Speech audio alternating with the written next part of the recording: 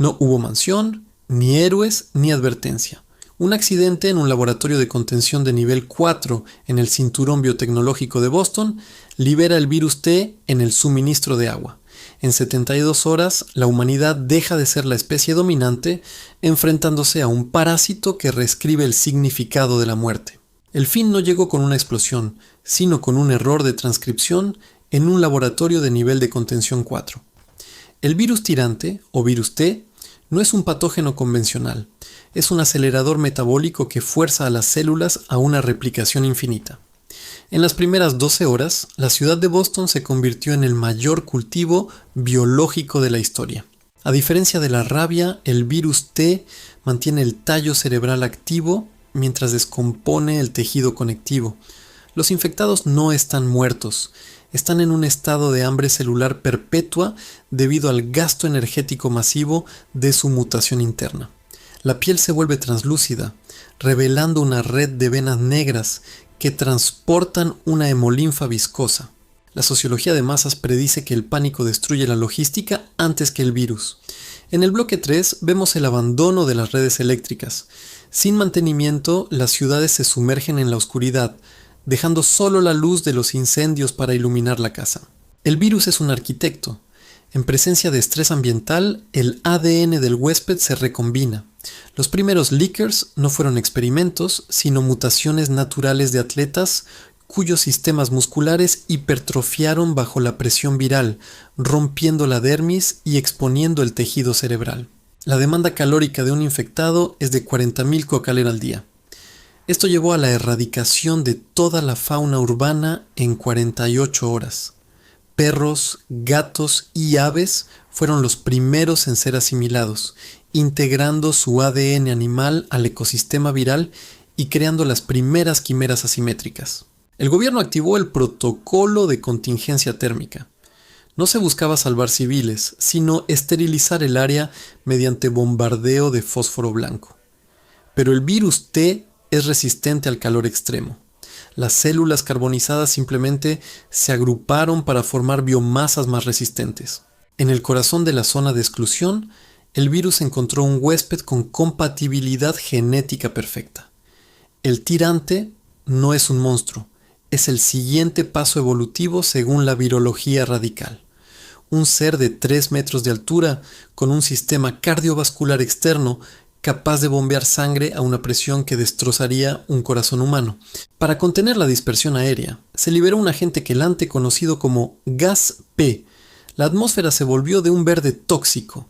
La visibilidad bajó a cero, convirtiendo la guerra urbana en un duelo de sentidos aumentados y horror auditivo. Los diarios recuperados muestran la degradación mental. El virus consume primero los lóbulos frontales. La escritura se vuelve ilegible, reemplazada por una sola palabra repetida hasta que la sangre sustituye a la tinta. Pica, rico. El virus se refugió en el alcantarillado. Allí, la biomasa se fusionó. Las paredes de concreto fueron reemplazadas por membranas pulsantes de carne. La ciudad se convirtió en un organismo vivo, donde las calles eran arterias y los sobrevivientes simples parásitos. El mar, que alguna vez fue una barrera, se convirtió en una incubadora. Los barcos de refugiados y los portaaviones de la Marina se transformaron en ataúdes de acero a la deriva. Sin protocolos de cuarentena efectivos en alta mar, el virus T encontró un ecosistema cerrado, donde la mutación se aceleró, convirtiendo la flota militar en una colección de colmenas flotantes. La infección no respetó los reinos biológicos. La flora urbana, alimentada por el nitrógeno de los cadáveres y la energía del virus, sufrió una evolución predadora. Enormes enredaderas con fibras musculares comenzaron a estrangular los rascacielos, utilizando polen alucinógeno para atraer a los sobrevivientes hacia sus núcleos digestivos. Para el día 15, la atmósfera cambió. La quema masiva de biomasa y la liberación de esporas virales crearon una capa de nubes densas y aceitosas. El sol se convirtió en un pálido recuerdo y una nieve de ceniza orgánica comenzó a caer, transportando microcepas del virus que infectaban por contacto dérmico. La demografía del consumo se invirtió. El ganado, infectado masivamente, desarrolló una agresividad carnívora.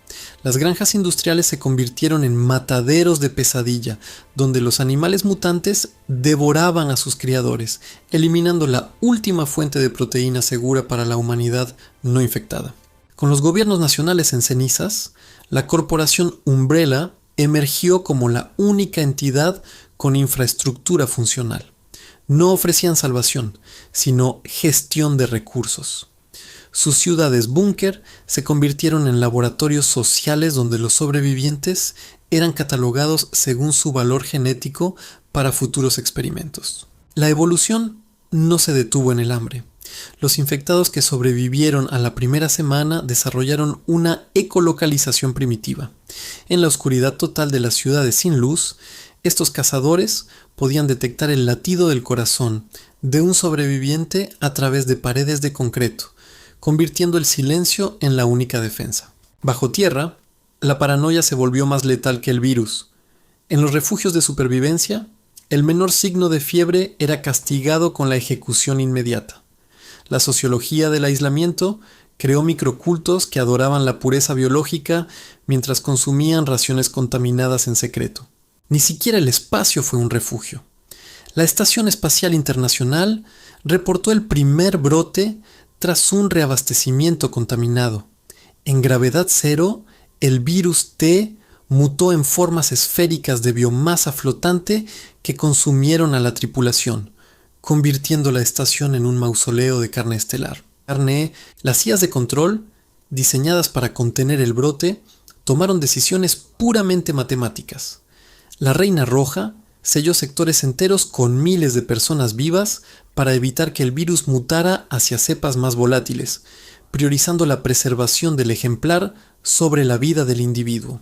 La pesadilla final llegó con el deshielo de la primavera biológica. Los insectos, ahora portadores de biomasa T, se convirtieron en vectores aéreos, enjambres de avispas del tamaño de gorriones, con aguijones que inyectaban necrosis líquida. Eliminaron la posibilidad de cualquier zona segura al aire libre. 1000 años después del brote, el carbono ha ganado, pero no como lo conocíamos. La selección natural fue sustituida por la alquimia genética del virus T. Los pocos humanos que sobrevivieron no lo hicieron por búnkeres, sino por una simbiosis perfecta. Sus cuerpos transmutaron integrando el virus en su ADN.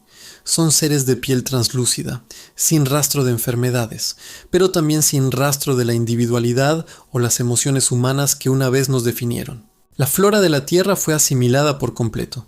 Los antiguos bosques de coníferas y frondosas fueron reemplazados por los bosques de carne, árboles hechos de tejido muscular y óseo, con hojas que son membranas fotosintéticas de color rojo carmesí, bombean una savia rica en hemoglobina a través de raíces que se extienden por kilómetros, uniendo continentes enteros en un solo sistema nervioso. Con la unificación de la conciencia a través de la red neural viral, el lenguaje hablado y escrito perdió su propósito. Las últimas bibliotecas y archivos digitales se convirtieron en polvo, asimilados por bacterias T que digieren el papel y el silicio para convertirlos en nutrientes orgánicos. La cultura humana desapareció no por violencia, sino por irrelevancia. Una nueva jerarquía social emergió, basada en la complejidad biológica. Los supertirantes, mentes colmena de la red viral, no gobiernan desde ciudades, sino desde estructuras masivas hechas de los huesos calificados de la antigua humanidad. Estos tronos son centros de procesamiento de datos biológicos, donde se decide la dirección de la evolución del ecosistema. Las antiguas metrópolis de concreto, símbolos del antropoceno, fueron digeridas. El virus T diseñó microbios capaces de metabolizar el cemento y el acero, convirtiendo rascacielos en montañas de calcio y óxido que sirven de sustrato para la nueva vida orgánica. Manhattan no es una ruina, es un arrecife de coral terrestre. El mar no escapó a la transmutación. El virus T reescribió la biología marina, convirtiendo el agua en un caldo de cultivo viscoso y oscuro. El zooplancton fue reemplazado por microcepas virales conscientes.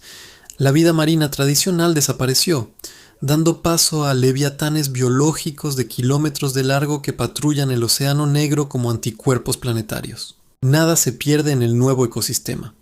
El virus funciona como un disco duro biológico. Al consumir la biomasa de los antiguos humanos, el virus almacenó sus recuerdos, miedos y alegrías. Al tocar un árbol o beber agua, los nuevos seres pueden experimentar destellos de la vida humana del siglo XXI, una forma de nostalgia arqueológica sin emoción. La espiritualidad no desapareció, se volvió tangible. Surgieron cultos entre los nuevos seres que adoran al virus T como a un dios arquitecto. Sus rituales no son oraciones, sino actos de automutación, donde grupos se fusionan biológicamente para alcanzar estados de conciencia superiores o para crear nuevas formas de vida dedicadas a una tarea específica del ecosistema. La fase agresiva del virus terminó. El hambre celular insaciable fue sustituida por un equilibrio homeostático planetario. El virus T dejó de matar para empezar a integrar. El ecosistema ha alcanzado su forma final, una colmena con cientos de biomasa donde la muerte no existe, solo la reabsorción y la reconfiguración. 1000 años después del brote, el carbono ha ganado. La Tierra es un ecosistema unificado por un solo ADN. Ya no hay individuos, solo una vasta red de biomasa consciente. El virus T no fue una enfermedad. Fue el sistema operativo que la vida necesitaba para dejar de competir y empezar a ser una sola cosa.